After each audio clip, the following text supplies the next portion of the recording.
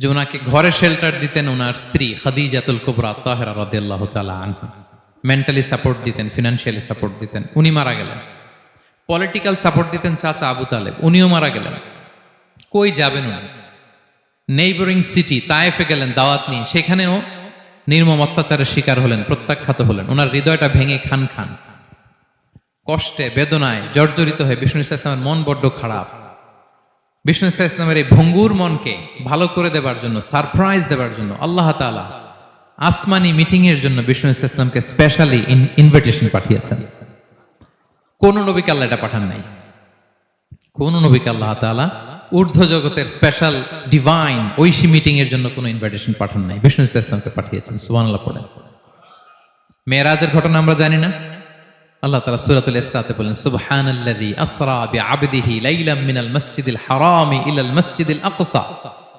মসজিদুল হারাম থেকে আল্লাহ তাআলা বিষ্ণু ইসলামকে মসজিদুল আকসাতে নিয়ে গিয়েছেন। এই ইসরা মেরাজ দুই পার্ট। প্রথমে এটা শুরু হয়েছে মক্কা থেকে, মসজিদুল হারাম থেকে মসজিদুল আকসা পর্যন্ত। মসজিদুল আকসায় উনি একটা স্টেশন দিয়েছেন, তারপর ওখান থেকে ঊর্ধ্ব জগতের কাহিনী শুরু হয়েছে। আল্লাহ তাআলার স্পেশাল কিছু নিদর্শন দেখানোর জন্য, বিষ্ণু ইসলামকে সান্ত্বনা দেবার জন্য, ওনার মন ভালো করে দেওয়ার জন্য আসমানে ইনভিটেশন পাঠিয়েছেন। আল্লাহু আকবার।